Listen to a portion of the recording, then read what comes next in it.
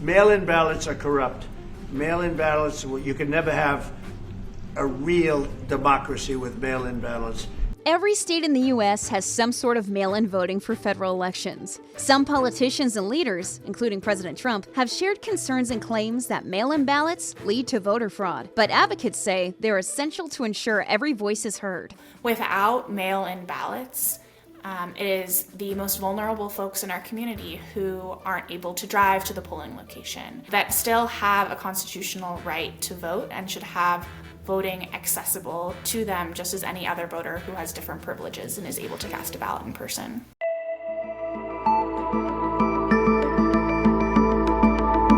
According to the Census Bureau, in the 2024 election, Americans cast more than 154 million ballots. 29% of those came through the mail. More than 36% of voters 65 and older used mail-in ballots that year. Nearly half of Asian voters cast ballots by mail, followed by Hispanic and white voters. People with bachelor's degrees or higher were more likely to vote by mail, as were families in the highest income bracket tracked. In general, mail ballots are important to protecting people's constitutional right to vote and to equitably access that right. That includes people living with disabilities, who historically have slightly lower voter turnouts than those without. In 2024, of the nearly 33 million voting-age citizens living with disabilities, 61% said they voted in the general election, though the census didn't report whether that was in person or by mail. Looking at previous elections, however, we know that those living with disabilities are far more likely to vote by mail than those without, according to analysis by the Election Assistance Commission and Rutgers University.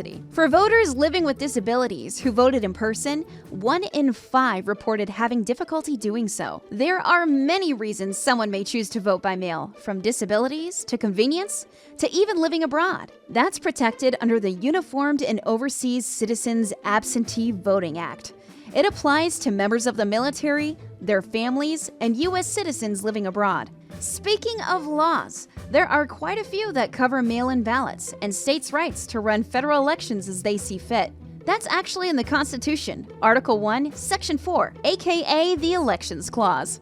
This is why the rules for how you can vote differ from state to state. State officials decide who can vote via mail or absentee. They set deadlines and what, if anything, voters need to submit before heading to the mailbox. But one thing they all have in common is systems to prevent voter fraud. And we, as a Republican Party, are going to do everything possible that we get rid of mail-in ballots. We're going to start with an executive order that's being written right now by the best lawyers in the country to end mail-in ballots because they're corrupt, massive fraud all over the place. So let's talk about fraud. We're going to compare two sets of data: the Heritage Foundation's election fraud map and the American Presidency Project's documentation of the number of ballots cast in presidential elections. The Heritage Foundation used media coverage to identify 1,600 cases of voter fraud and misconduct since 1982, most resulting in criminal convictions.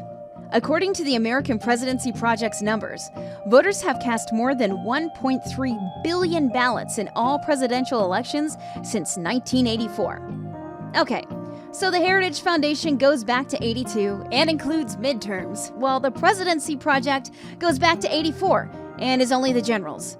Yes, that is not an exact comparison. But if we take the 1,600 documented cases of voter fraud and misconduct and compare that to the 1.3 billion votes we know have been cast, and it would be much more with midterms, that's a tiny fraction of a percent of ballots cast that may have been fraudulent. For more unbiased straight facts on issues impacting voters in elections, like the contentious redistricting debates, download the SAN app to stay informed.